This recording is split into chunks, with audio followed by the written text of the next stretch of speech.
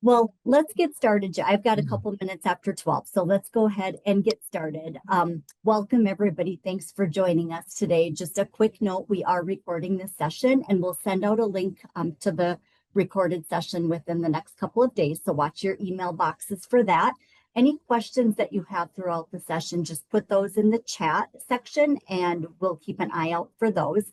I'm Sherry Tischer with Scale Funding, and we provide invoice factoring to staffing agency owners, which has nothing to do with our topic today. But the reason we host a few webinars and events throughout the year is that we simply find value in offering educational content to our staffing industry network. So let me just take a minute to share how this webinar came about. I subscribe to Jay's newsletters and his emails for several reasons. Jay spent 32 years working directly in the staffing industry. That's right, 32 years. It beats my 15 by a long shot. He's the former CEO of the national staffing agency PeopleLink Group. He has many achievements and accolades from his time in the industry, but I want to highlight one in particular. He was named to Staffing Industry Analyst 100 Most Prominent Staffing Leaders, not only once, but for 3 consecutive years. Jay retired in 2019, but then apparently realized that retirement wasn't for him, as months later he became the owner and CEO of Terra Firma Marketing, which only serves the staffing industry. Now, I see Jay and his team from Terra Firma at all of the staffing industry events, and Jay is also a top contributor and a speaker for the American Staffing Association. For those reasons, I'm a fan and a follower of Jay. So in some of his most recent emails, Jay was writing on the topic of intelligence that isn't artificial. And we all know that technology and AI is here to stay. It's critical for staffing agencies to operate with the speed required. But having said that, we can't forget that we are a people business. And when your team has the emotional intelligence or the right people skills, that's when real growth can happen. So his messages really resonated with me. And I think Jay has some great points and takeaways to share. So I asked him to do this for us, and he said yes. So Jay, I'm going to go off camera and I will turn this over to you.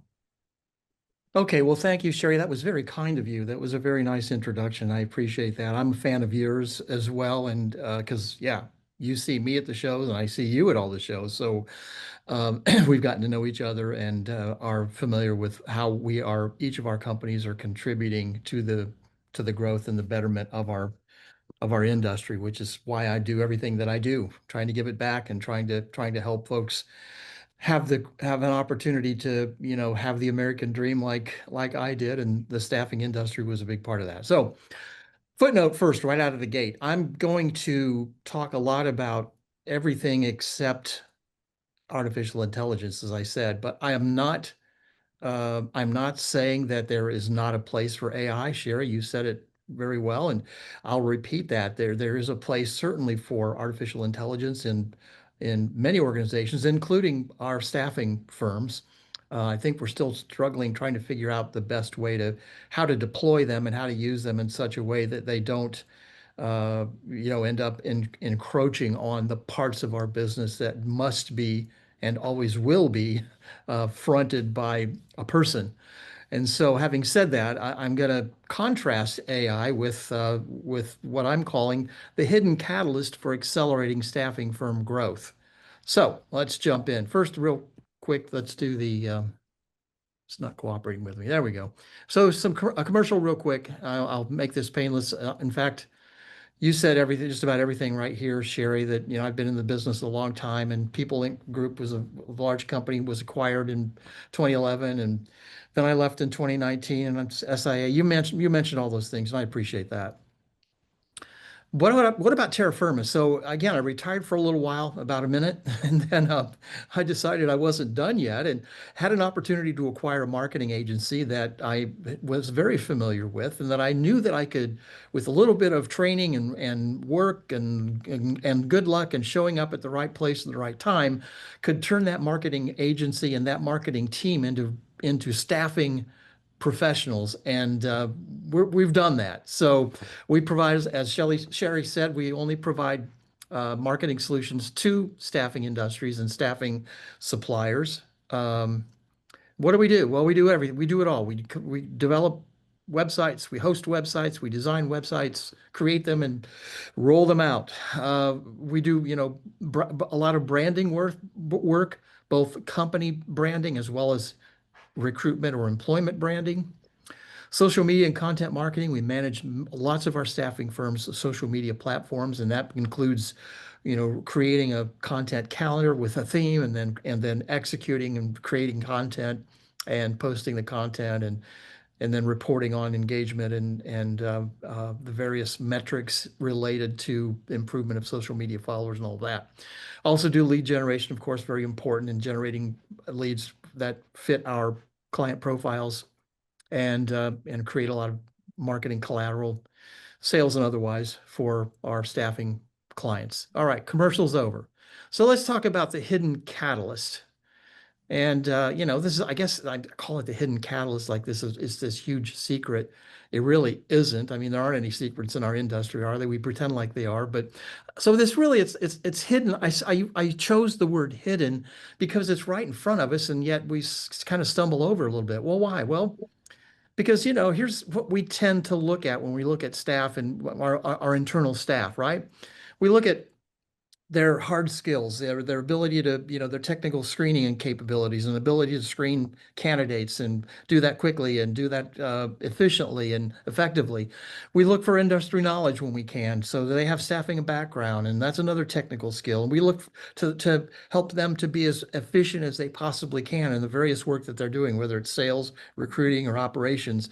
We look at metrics to see, how well are they executing on their technical skills and abilities, right? So all hard skills. That's what we look at, and we kind of always have. And I'm going to say, well, I think there's this hidden part. We know it's there, and I think we sort of nod to it, but we don't really sit down and say, you know what, I'm going to be very deliberate. I'm going to say it out loud, what it is, and what place that it takes in our day-to-day work. And so it's things like this. Here's some of the things I think are very undervalued, or even, just overlooked or ignored, but the things that are people-to-people kinds of skills. So reading client subtext and unstated needs, being able to read the room, right? Assessing candidate motivation. So not just assessing, what have they done and how long have they done it? What do they know how to do? But the underlying motivation of a candidate. Why is that important? Well, that's important because not only are we trying to make a good match by making sure that they have the correct skills that match the client's request, right? But we're also looking culture to culture to make sure that their motivation, that what they're bringing to the table will fit with the culture of each of our clients. Navigating emotional aspects of career transitions. So again, what's the aspirations here? What are some of the deeper level things that are driving each of these candidates, even if they're unskilled or semi-skilled candidates? I mean, this is something I think we often overlook because we're trying to, hit the quick five and get them placed. But again, I think looking at these human skills will help us place people on culture to culture in a much better way. Building trust quickly in time-pressured situations. So how do we build trust? We deal with a lot of people in any given day, and sometimes a lot of people in any given hour. How do we quickly build trust when we don't have a lot of time to build a relationship? So those are some of the things I think that are equally important to those technical skills that I talked about on the previous slide, but the things that we kind of skip over a little bit, or maybe take for granted, is a better way to say it. So let me give you some numbers here to sort of underscore where I'm going with this, and then I'm gonna prove this out, and then we're gonna talk about what exactly these four things are. So, the industry data from SIA and ASA and all the various places, it's anywhere, recruiter turnover on an annualized basis, anywhere from 25% to 35%. So 1/4 to 1/3 of our recruiting team is turning over on a regular basis, on a 12-month basis.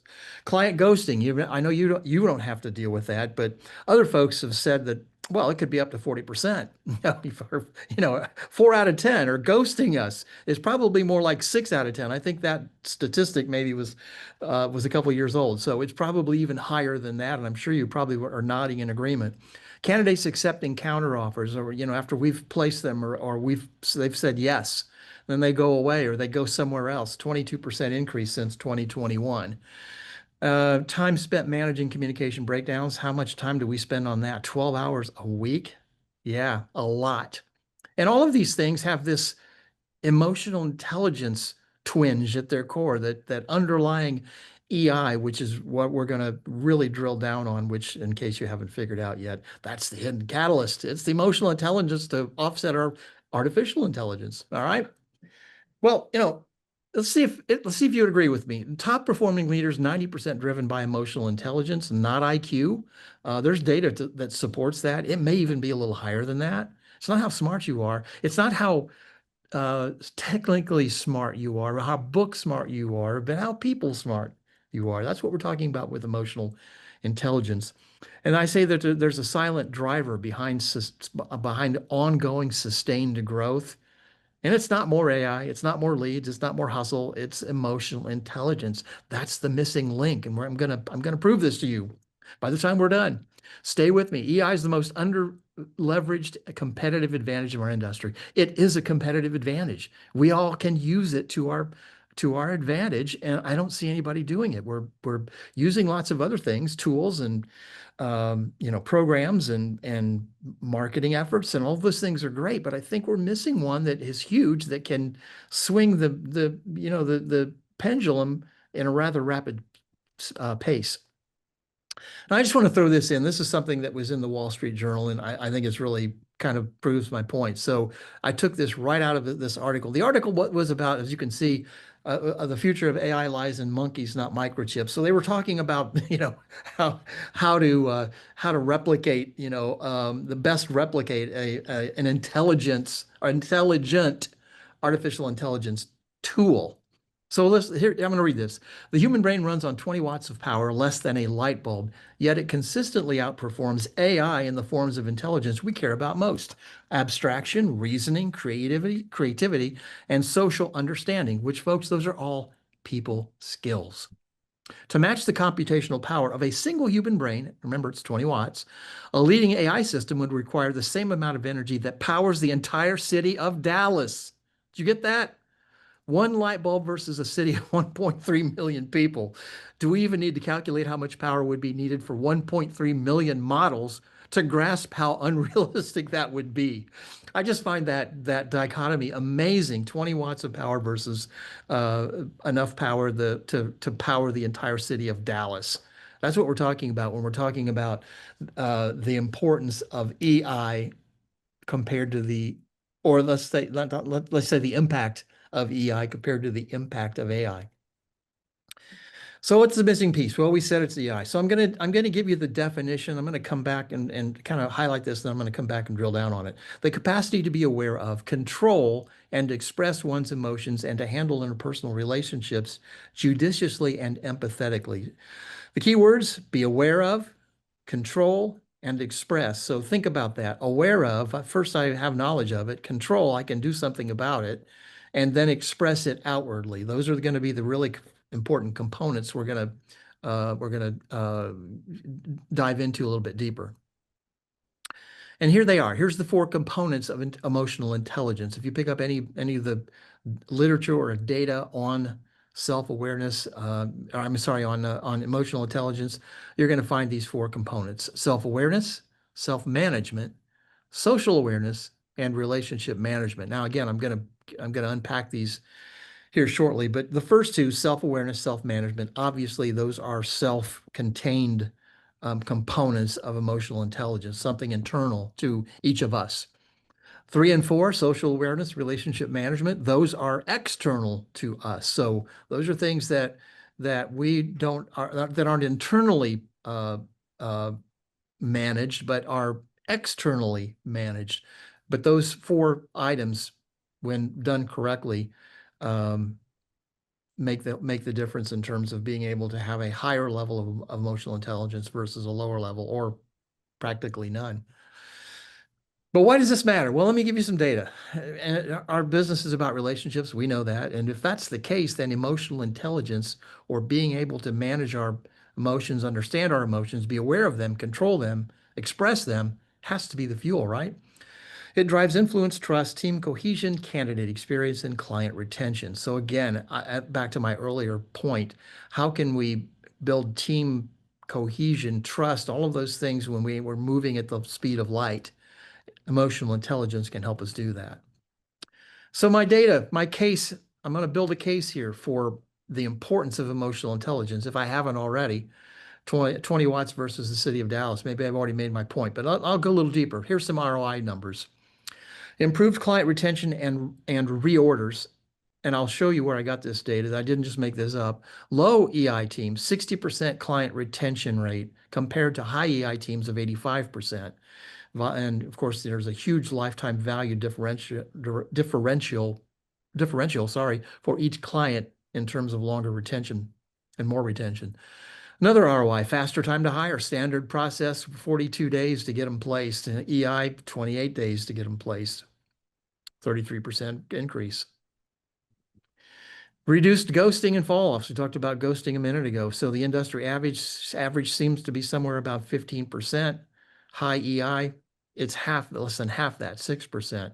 And that throws in additional 9, placements for every 100. Where'd I get this? Well, all over the place. Daniel Goleman was one of the leading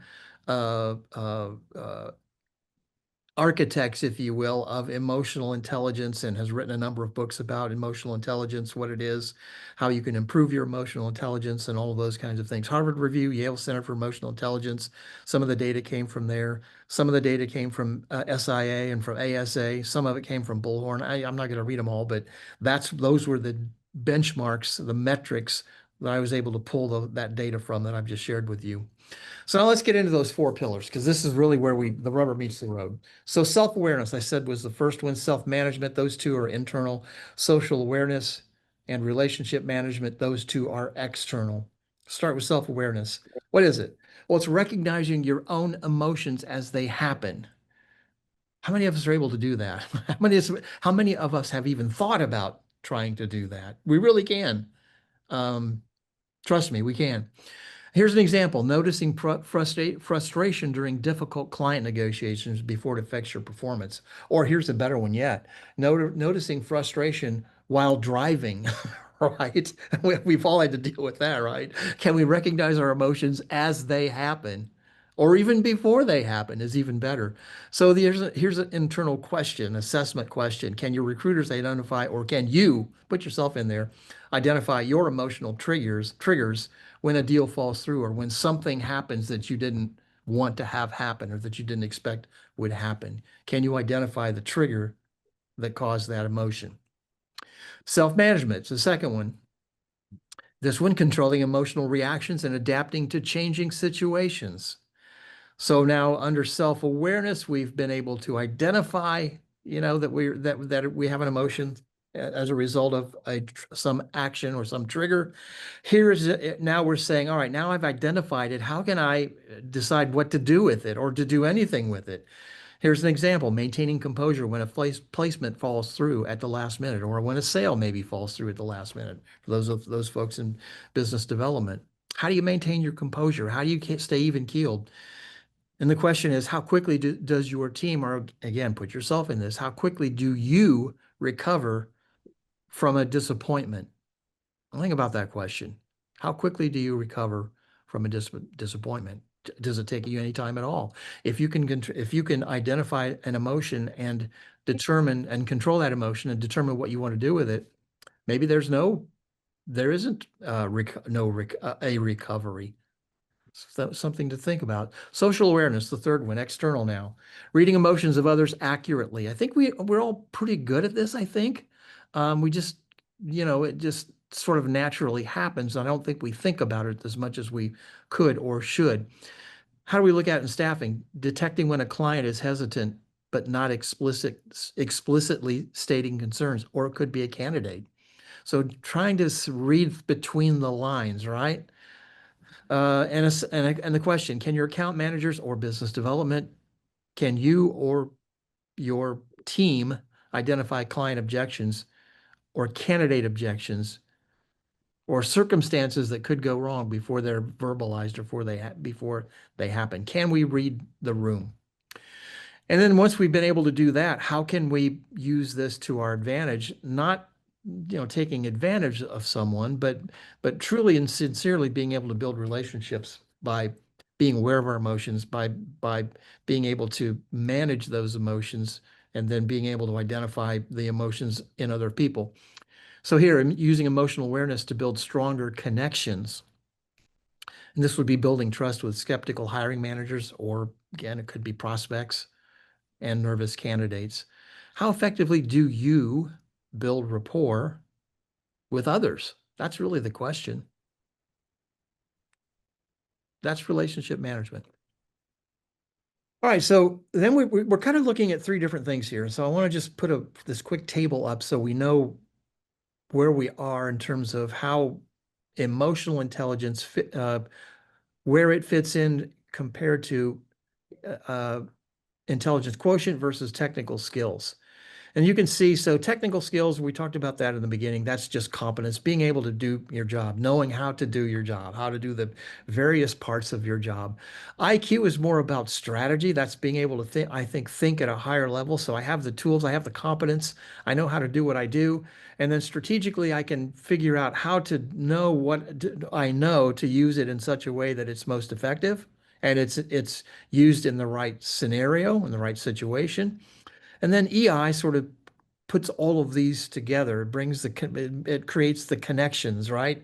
Building trust, as we talked about already a couple times, managing relationships, being able to read emotional signals.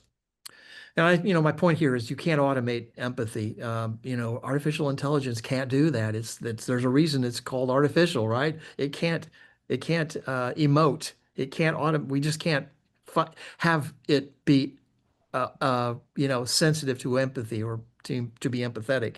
And that's the human edge that creates stickiness with clients and candidates. It's that people's part of our business, which is the business we're in, right?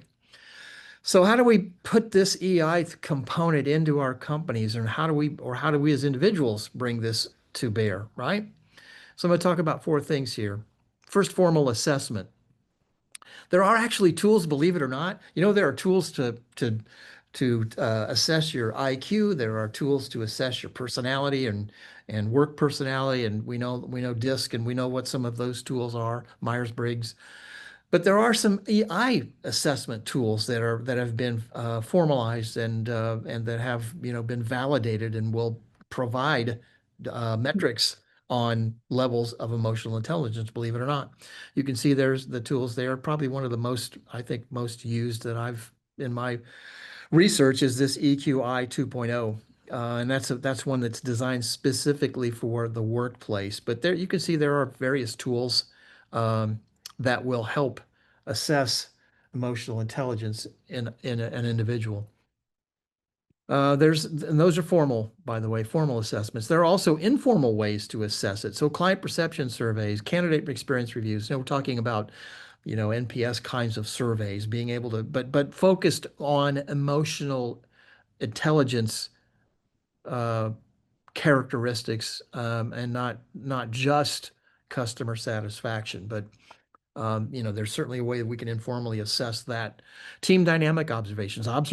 You can observe someone who has better interpersonal skills than someone who does not. I mean, I know we have that built in, and I think if we can structure it and build frameworks that help us make those observations in a more structured way, we can get informal feedback that way. Communication pattern analysis in difficult situations. So how well do people on your team, or how well do you uh, communicate in difficult situations or in conflict? What are some red flags that tell us that we have an EI issue in our organization? What are some of those? Well, high conflict meetings with limited resolution. I'll bet you've never been in one of those, right? Um, that now you will look at those and say, I wonder if there's an emotional intelligence hiccup here somewhere.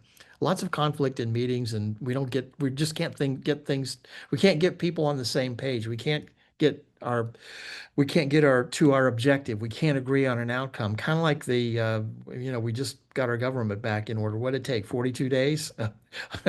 There were a lot of high conflict meetings with limited resolutions. I think those folks may have some EI deficits in Congress and in both the House and the Senate, right? You probably would agree there. Recurring communication breakdowns between departments. Again, communication or lack thereof, another indication that there could be an emotional intelligence wall or breakdown. Client feedback focusing on attitude or misunderstanding. So again, communication red flags that are, not, it's not about not understanding what was being said. It was about having it said in such a way that was um maybe offensive or you know downright rude, right? Rapid escalation of minor issues to management. So, somebody that wants to sort of tell on everybody all the time. Could be an emotional, no, no, let me take that back. There is an emotional intelligence breakdown there, right? So what are some more? Difficulty retaining high performing team members. So the folks with the higher EI, well, they're not only going to stick around so long if the organization doesn't have any interest in improving its emotional intelligence through its culture. Us versus them mentality between functions, sales and recruiting, or actually I should probably say sales and marketing. There's a lot of times there's a rub there, or a lot of you folks would probably agree between branches and corporate. For those of you that have multiple locations, right? Us versus them. Maybe there's some EI there that could we could focus on and make improvements. Emotional contagion, where there's one person's negativity spreading quickly, and that's a key red flag. Defensiveness when receiving constructive feedback. Again, emotional issue, right? Emotional intelligence issue based on what we've talked about on those four characteristics. Um, how do we how do we get from and I guess I don't want to say how do we get away from transactional leadership and only have transformational leadership. I think there's an important place for both. But when I talk about transactional leadership, I'm talking about, it's the numbers, right? The KPI numbers. It's the performance discussions that are only about the numbers and not about, the soft part. Um, Focused only on problems and solving problems and finding problems and chasing problems and activity-based accountability. So activities that lead to results, right? But looking at numbers, which is again is equally important. But how do we balance the transactional part of leadership? Or actually, how do we bring transformational leadership alongside of transactional leadership? And I think that's another deficit that I see in a lot of staffing firms, that we're all very numbers driven, transactional driven, but we may not be focusing enough on the transformational side. Well, what do those things look like? Well, purpose connecting conversations. So talking about our purpose and our mission, and are we accomplishing the broader and the bigger things that we're trying to accomplish as an organization and as a team or as an individual. Strengths-based developments.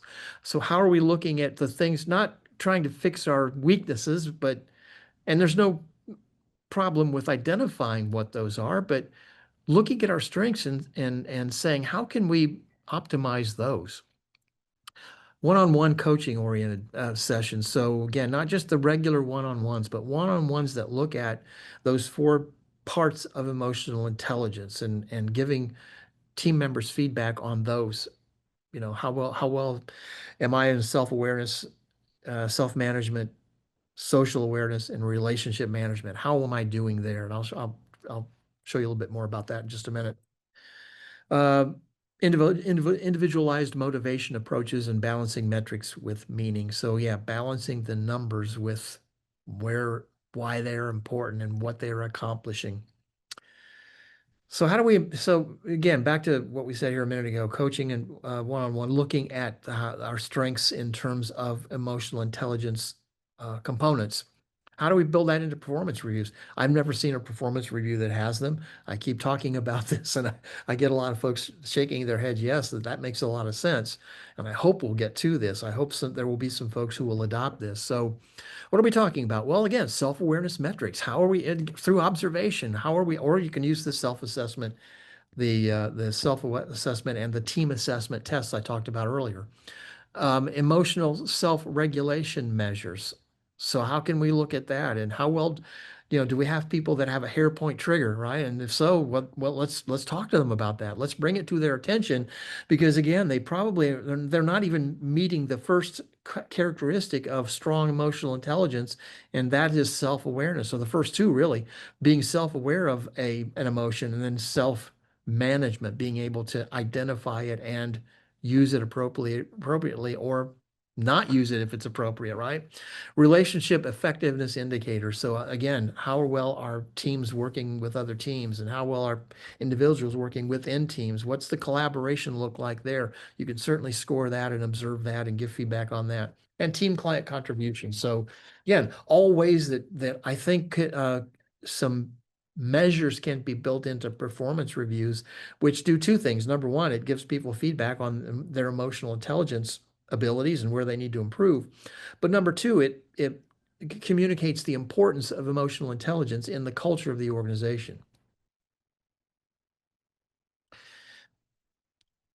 A couple more here. So multi-source feedbacks. How can we get feedback on EI competencies in, through multi-sources? Peer feedback on emotional impact. So, like a 360, there's, I think, a place for that. Again, looking at the impact on the emotional intelligence side, direct report perspectives for managers, client feedback on emotional experience. Again, NPS type surveys that could be built more towards those four components of emotional intelligence and the cross-functional collaboration quality. How well are our teams working together, or the lack thereof, right? Um, and take it a step further, even beyond performance reviews. How can we how can we align compensation to support emotional intelligence and to incentivize growth and improvement? Bonus structures incorporating EI performance. So if we have these triggers built into our performance reviews, then we can certainly create a bonus program or take our current bonus program and include an element that deals with emotional intelligence performance, right? Based on their reviews. Promotion criteria, including EI competencies. So promotions that are not just did you sell more than anybody else, but did you sell more than anybody else? And how well are you with those four components of emotional intelligence? And career advancement tied to emotional leadership. So again, taking emotional intelligence and those four characteristics even to a higher level. So again, there can be performance review observations in the review on emotional intelligence, and it can even then flow into a alignment in compensation and incentive programs. And besides that, so we can identify it through performance reviews. We can compensate it, with in a monetary way. But what about rewarding and recognizing excellence in emotional intelligence?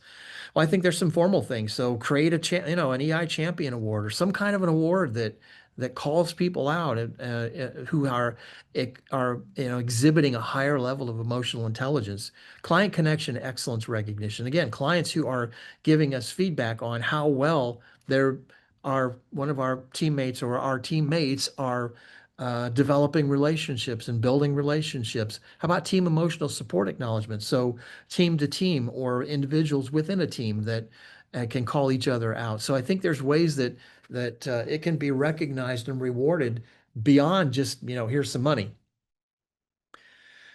So, and even a step further, we talked about, having it in a performance review, identifying emotional intelligence and how well they're doing it, they are performing with it. We can build in, compensation structures that might provide incentive. We can identify recognition and reward opportunities. We can also then, create development plans, because if you're going to do that first thing, if you're going to have this built into the performance review, then there might be some areas, there probably are some areas that we want to work with someone on to help them develop in one of those four areas. Targeted EI strength areas to leverage. So maybe someone needs to work, maybe their external, the two externals, social awareness and relationship management, maybe they've got those down really well, but the first two, the internalized part, so self-awareness and self-management, maybe there's some development that needs to be done there. And that, again, the first step is to call it out. Specific EI growth areas with action steps. Again, it kind of supports what we just talked about. Resources and support structures. There's lots of material out there. As I said, there's a number of books that are available that speak to emotional intelligence and how to improve emotional intelligence. I'm looking at one of them right now called Emotional Intelligence Habits. So there's a lot of contributing data and information that can help provide additional resources and support. And then measurement milestones. So, like all the other metrics we track back to transactional leadership and measurement management. Well, we can also do transformational leadership and management by having benchmarks or milestones based on emotional intelligence development and performance and improvement. How about at the team level? You can do the same thing. Collective emotional climate objectives. So how well are, the teams functioning on emotional intelligence, and where do they need to improve? And team interaction. So from team to team, or from branch to corporate, or corporate to branch, there's opportunities there to look at ways to improve in areas that might need to be improved. And then emotional resilience targets. So again, there can be 4 or 5 steps here to helping drive this into the culture. Identifying it, rewarding it both monetarily and non-monetarily, and then finding the areas of improvement and creating development plans around those areas that need to be improved. Well, how do we hire? So that's talking about people we've already got on board that that we can work with in terms of identifying their emotional intelligence levels and helping them improve. But what do we do? I mean, doesn't it make sense that if this is really important to the culture, that not only do we work with the people that we already have on improving, on understanding and improving their EI measures, but what about hiring new people? Because if we start doing this internally and the culture starts to adopt, and it will, formally adopt the idea that, hey, we've sort of recognized that emotional intelligence is among us and we're going to make a big deal out of it. Well, then we're also going to have to start looking for people that have those same skills that will match the level of the culture and our emotional intelligence tools and functions accordingly, right? And this is again something I keep talking to staffing folks about. I hope we'll see some staffing firms that will start to adopt this. But taking this beyond a traditional interview, and even behavioral interviews, but having those behavioral interviews that include EI questions about EI competencies. Well, how do we do that? Well, we know what the 4 EI components are, right? We've talked about them all the way through this conversation. How can we look for people that have higher levels of emotional intelligence in those 4 components? Well, let's start with self-awareness. So again, I've even thought through some questions that we could ask, folks that we're interviewing for staff roles. Keep in mind, any of you that are recruiters, these are equally, I think, effective questions that we could ask candidates in our interviews that would help us determine, again, back to that soft skill and being able to identify where this person is going to fit in the culture of our various clients. These seem to be great questions, I think, for that too. So, describe a time when your emotions affected your performance. How did you recognize it happening? Have you ever asked anybody that question, or have in any of your interviews have you been asked that question? Describe a time when your emotions affected your performance, and how did you recognize it happening? You may have to coach folks a little bit because they're going to be looking at you like, huh? What? I thought you were supposed to ask me about my strengths and weaknesses. Yeah, well, we'll get to that. But, I think this is a really, really critical question that gets right to the heart of, do they have this self-awareness component? And if so, at what level? If they can answer this question, yeah, okay, I know about a time that, here's what happened and here's how I felt about it. And, it was very clear to me that I had this emotion. I think that's a game changer. If you can ask this question and find out right out of the gate, what is their level of self-awareness, or do they have none? Another question, what triggers your strongest emotional reaction at work? And how do you know when they are occurring? Those 2 questions I think are very powerful. You can probably think of some more regarding self-awareness now that you know what it is.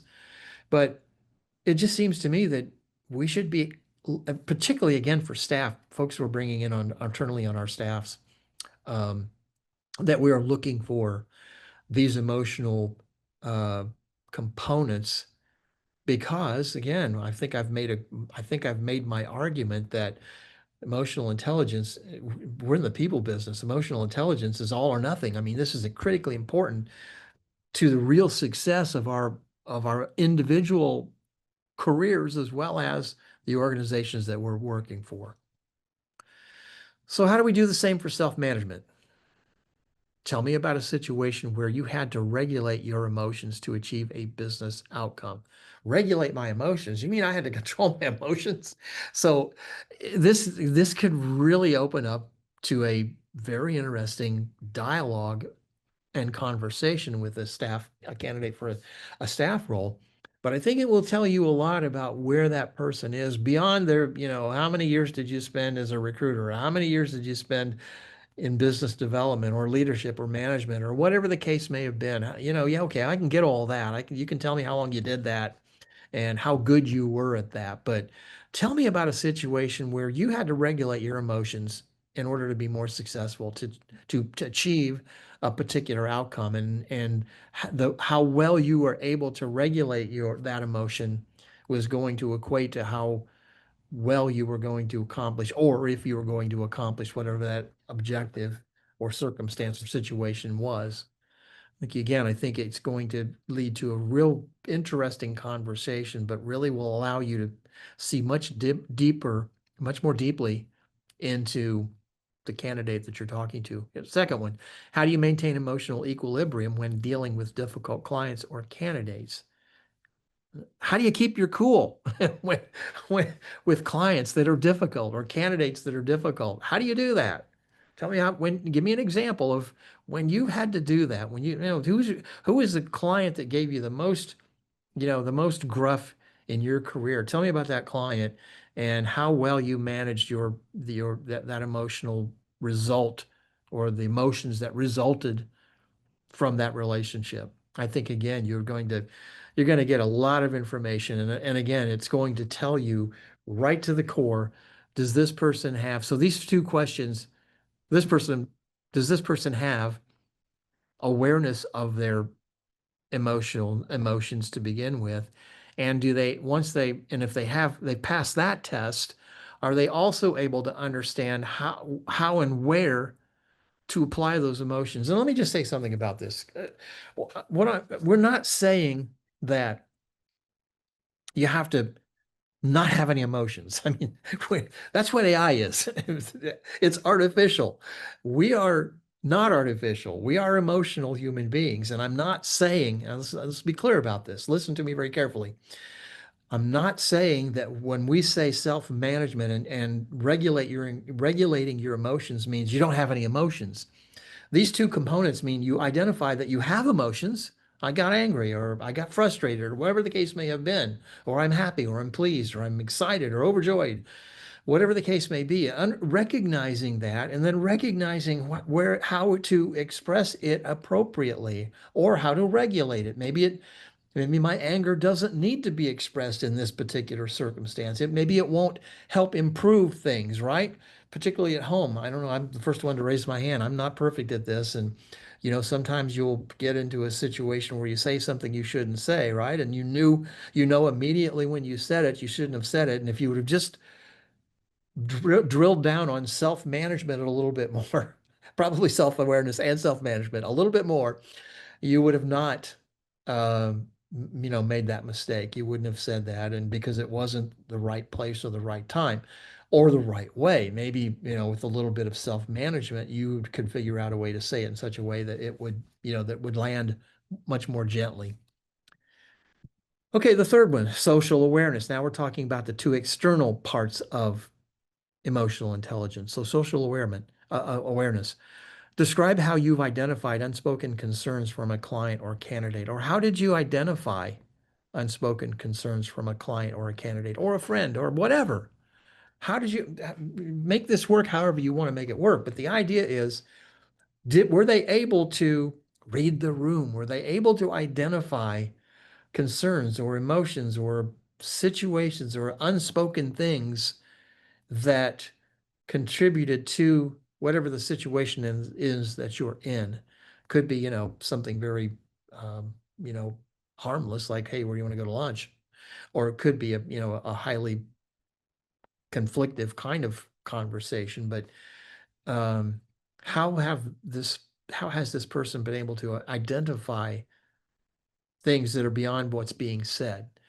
Or share an example of reading a situation correctly when others missed important emotional cues. So this is, I think a lot of folks will answer this that, they're in a group or they're in a conversation with a number of people, and they can very quickly see that someone is going off the rails, right?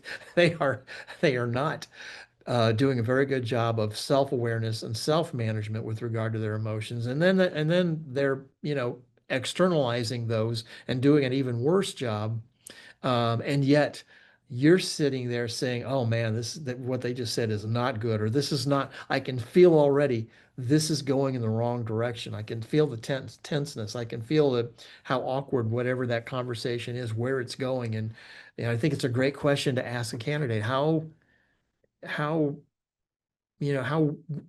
successful have you been, or have you been successful, or have you had a situation or circumstance where you were able to read the situation and from an emotional standpoint, and other people could not. And again, I think you may get blank stares a little bit, but like the other two, these first two, I think this one gives it opens the door to having a very, I think, constructive conversation about how this person, or if this person has the ability to to read those unspoken cues. And then the last one, relationship management. How do you build trust with skeptical clients in your first interaction? Can you build trust with skeptical clients in your first interaction? And if so, how? However you want to ask the question. But again, as we talked all the way through, emotional intelligence is something I think that gives us an advantage in the kinds of work that we're in. We move quickly. Speed is of the utmost importance in staffing, right? We're moving quickly to fill orders. We're moving quickly to make the number of calls we need to make and talk to the number of people we need to talk to, or whatever the case may be. We're moving quickly. There's a lot of speed involved, and we have to be able to, at the same time, use relationship management skills to be able to build trust and move the relationship forward, even when we don't have time to spend an hour and a half at lunch with someone, right? Or another way to say it, tell me about turning around a negative relationship with a hiring manager or a candidate or or one of your friends or anybody. How have you had experience specifically, taking a negative situation, a negative relationship, or a negative outcome with someone and being able to turn that around? And they call that recovery a lot of times when you've had a blow up with a client and something's gone wrong, and if you can fix that, that's a recovery. That's a service recovery, right? Well, that's what we're talking about here is, does this person have any experience or have knowledge of or have an ability to be able to take a difficult situation in a relationship and figure out a way to bring it back and to get it back? Or do they even not have any interest in that? Their answer might be, well, I just move on. Well, that tells me that they, probably have a very low emotional intelligence uh, metric or quotient when it comes to relationship management. So it's avoidance versus being able to use my emotional intelligence in relationship management situations and being able to turn a situation from negative to positive. And in many cases, it can even be better than it was before if it's done correctly. I know probably a lot of you have experience having done something like that. All right, so coming up here on 151, so we're real close to closing, and I'll just kind of summarize where we've gone with this. Let me just give you a few points here. So, emotional intelligence, or EI, it's not a soft skill. Well, yeah, it is. No, well, let me finish the sentence. Okay, it's a soft skill, but it's really a hard driver of business performance. And I hope I've made my case. I gave you some of the stats um, that we see in terms of recruiter turnover and some of the areas of poor performance as it relates to staffing individually for us as well as our organizations.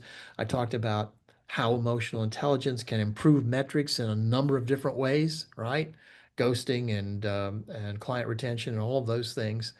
And and then we've talked specifically about the tools, those four tools that you can use as hard drivers. They are soft skills, but hard drivers to get the results that your organization or that you seek. Well, staffing firms are uniquely positioned to benefit from EI. Why? Because we're in the people business. We all need to recognize this. I know we think we're in the ATS business, or we think we're in the selling business or the marketing business, or we're providing uh, labor, right? We're providing staff. Yeah, we're doing all of those things, but we're ultimately in the people business, and being in the people business and having a high level of emotional intelligence in our individually as us individually, as well as at the team level and at our organization level, we're positioned to benefit, to maximize our performance, and to be able to continue to find ways to grow, and to grow explosively, as a matter of fact. Implementation requires systematic approach, not just awareness. So again, what I've talked about all the way through here is, okay, fine. We all have emotional intelligence. Why? Because we're humans. We are people. But we don't take time to recognize that and be very structured and systematic about it and say, okay, that's an important element of our success. Let's capture it. Let's put it out in front of our people. Let's make it a big deal, individually as well as, all the way up and down the organization. But let's first say, hey, this is a big deal. Talked about how we can do that. Performance reviews, recognition, compensation and non-compensation, development plans. There's a lot of things assessing folks' abilities, hiring the right people. There's a lot of things we can do that are very structured, but that will help us improve our emotional intelligence. So beyond just having a lightning bolt moment of, oh, I was just emotionally intelligent, and then we move on to something else. ROI is measurable and significant across multiple timeframes. I think I gave you those numbers there, and those, again, I didn't make those numbers up. I was able to find, research and reports that backed all of those metrics up, all of those KPIs up. It clearly has not just a minor difference, but has a significant difference, um, depending on the level of emotional intelligence we're able to identify and develop throughout the organization. A competitive advantage grows as AI becomes embedded in the culture. So again, I said at the very beginning, I'll say it at the end. Emotional intelligence, when harnessed, when identified, when we are aware of it, and we make it an important pillar of our business outcomes and our business performance and how we do things, our business model. When we do that, it grows deeper within our culture, and that is a huge competitive advantage that goes beyond, the tools that we may be using and the platforms that we may have. And, again, AI certainly has its place. That's a competitive advantage. Although I'm starting to think, in fact, I'm writing about this now. I'm saying out loud that I don't think artificial intelligence is a competitive advantage anymore. Why? Because everybody has it.